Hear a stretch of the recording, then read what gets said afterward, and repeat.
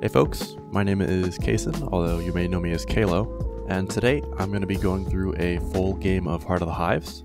For context, I'm playing with my teammates Stormy and Wakey, both whom stream on Twitch. Their links will be in the description down below. And we're also playing with Wakey's friend who's newer to the game, Shadowfall. And we're playing against my testing teammates, Bartonologist, Empiric, and Eternal, all of whom also stream on Twitch. Their links will be in the description down below as well. And Allegro, another cracked gamer tester. This video isn't going to be as structured as my Mastering Crucible guides, but I figured commentating through a higher level game could be helpful for a lot of you.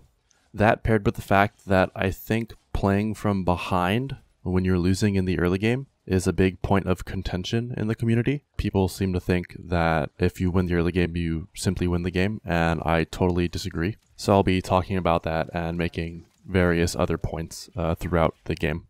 If you like this style of video, please let me know in the comments. I'll also be uploading edited gameplay where my mic is live in the game, but I figured taking the time to commentate over this one would be more helpful, so let's get into it. Okay, so immediately you're going to notice that I'm detecting, even though I already know that Summer is around the area. This is basically out of respect, both for Eternal as a player and just Summer's matchup with Bugg. I know that if she gets too close to me without me being ready with my garden, then she's able to burst me down before I can react. I also want to point out what's going on the map. You'll see we have a 2-1-1 split, where our Drakal and Sazan are paired up together.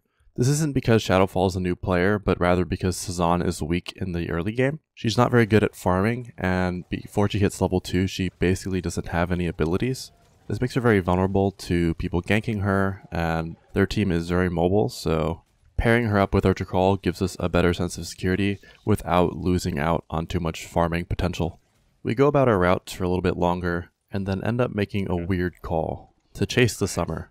This typically isn't a good idea because she's the fastest character in the game, especially with her Pounce perk, but we just traded 1-for-1 up at Crater Harvester, and so Stormy, our Drakal, is going to be moving down from there into canyons, where me and Earl can meet him to catch her out. However, the other team is quick to react to this, and sends Barton on AJ to harass Stormy as he tries to move into canyons, keeping him busy. I'm forced to play safe on the low ground because Ajona is a constant threat for me, but when Stormy manages to get her low with help from my plant, I decide to go in to try to stop the medkit. I'm a little late though, and a nice hook from Drakal finishes me off. I still don't think this is the wrong call to make, although it was definitely a bit aggressive. When we started this chase, the other team had 4 of the Harvesters captured. This is obviously a disadvantage for us, but it means a few things. Firstly, if their Shikiri wants to respawn at a Harvester that isn't theirs, they only have one option, meaning we have a good idea of where they're going to be and how long they'll be out of the fight.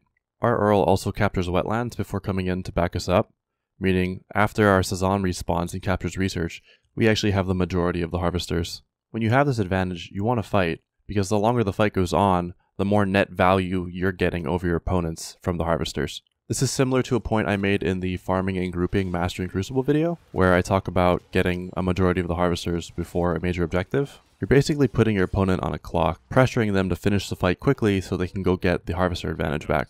That all said, the nice hook from Drakal means we do lose the fight, and so we're at a disadvantage going into this first hive. This is where playing from behind smartly comes into play. The opponents who just won the fight want to burn the hive quickly so they can go get map control back.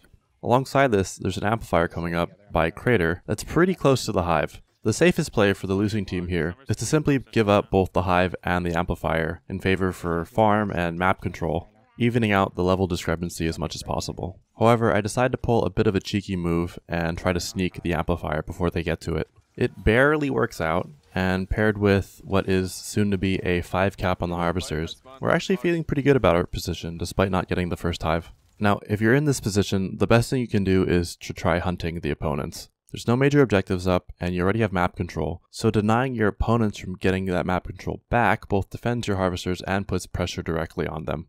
Our opponents are smart and capture the Harvesters that are furthest away from where we are, and this next skirmish is where our composition weaknesses really rear their head. We don't have a main ranger like Mendoza or Ajona to poke people, so we have to be more selective in the fights that we take. This results in a lot of dancing around the central Harvester, and no kills really coming from it. And because we were supposed to be the aggressors in this situation, we end up at a disadvantage because of it. This is where information becomes super important. I see the 3 opponents pushing up from top central, but I don't know where the Shikiri is. As Bugg, I'll happily put myself in a risky situation that's still behind cover, both denying the Ajona a line of sight on me, and keeping the Drakal and Summer from freely pushing into our team. I don't catch the Shikiri in my detect, and she ends up catching me out, forcing our team back completely. This is bad for sure, but it's not as bad as it could be. Remember the Interact Shield?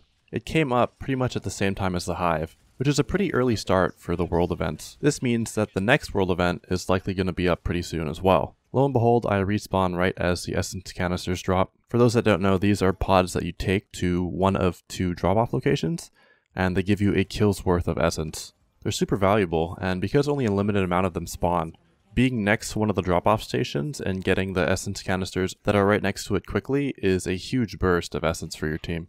Obviously it's not ideal to be down 0-2, but I tell my team to back off, and we begin hard farming as much essence as we can before the next Hive comes up. You'll notice that even though we're down 0-2, we're the same level as the other team. I really need to highlight this. Teams need to learn how to cut their losses.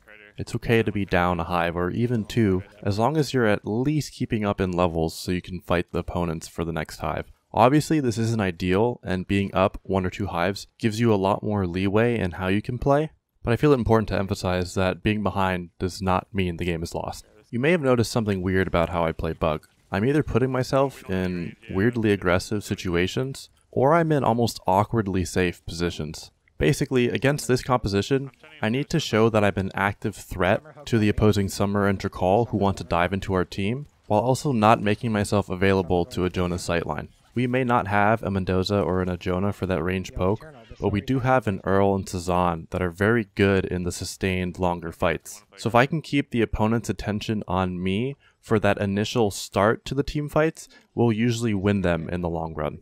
That of course hasn't happened yet this game, because I've been caught out at the beginning of fights, whether it was the Drakal hook or Kiri sneaking up on me. However, like I said earlier, I still didn't feel like these were mistakes in themselves. I need to be putting myself in risky situations and being that active threat, otherwise they're just going to run our team over completely. Notice how we enter this next team fight, pushing aggressively as a group into where the Hive and our opponents are. The other team has the majority of the map, but that doesn't matter in this case. Or more specifically, it can't matter. If we lose this next Hive, we lose the game, and so everything else is put on the back burner. We just gotta pick on their Summer, and so we're trying to snowball that pressure into more picks, which will lead us into a free Hive. We end up going 2 for 2, but I'm happy to trade myself to keep our Drakal alive, because it means there's no way that their 2 remaining players can commit to capturing the heart, especially because Ajona is one of those characters and she wants to stay back. The fight resets, but we're pretty low on resources. On top of this, starting another fair team fight means our composition's weaknesses are glaring again. Our best bet? Just dive. Their Ajona is obviously their biggest damage threat, and so if we can get to her quickly enough, we can likely win the team fight. I have our team group up, get shielded, and then just go. Our Drakal hits a nice hook, and we all follow up and kill her almost immediately. I got the AJ. Breaking shield. It ends up being a trade, but the damage is done. Without the threat of Ajona, I can zone out Drakal and Summer very easily, and we end up rolling through all of them. Jack's gonna die here. Carry. Carry's dying to Bugg plant. Really quickly, I want to highlight the decisions we make after this Hive.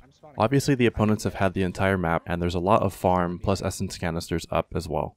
However, the next heart's up in 3 minutes, and we're lacking medkits. On top of this, we're already level 5, meaning another level only gives us 6% damage and 3% health. We spread out, look for medkits, get the harvesters back, and then start to head down to get information and positioning for the next Hive. The other team is smart and does the same, even getting there before us, but we already know our teamfight win condition.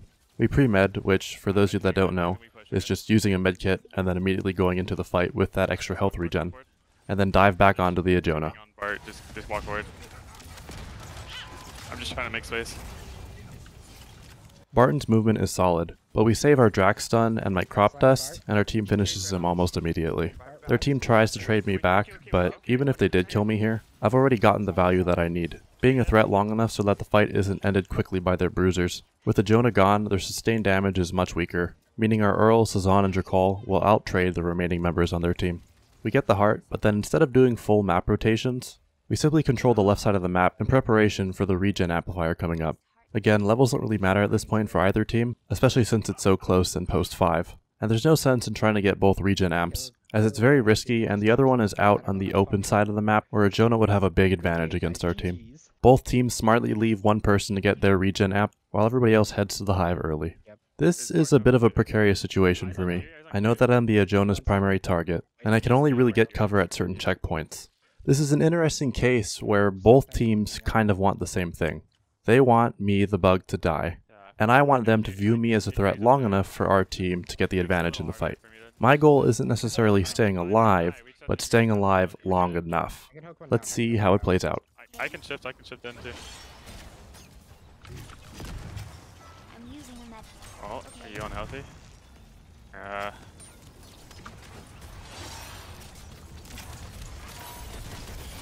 I got you. Carrick, I dagger drop. Jack. I'm stunned, Slow. no stun. He's Jack out. dies. Drop dead. Look at Summer. Summer's like more than half. Ah, dang. He's on. Kill Summer. Come on. Got AJ's behind. Martin does end up hitting a lot of shots on me, but I'm up long enough that my life is essentially traded for both their Drakal and Summers, meaning they don't have any frontline bruiser threats to peel for their Shikiri and a Jonah. My team finishes off Barton, zones off the Kiri, and we capture the last heart. Before I go, take a look at the scoreboard. Being a threat on Bugg is more than just naturally countering the close range characters. You have to actively be playing aggressive while also being sure you aren't dying too quickly. Lastly, don't sleep on Bugg's left click for damage. The next part of my Mastering Crucible series should be up on Friday.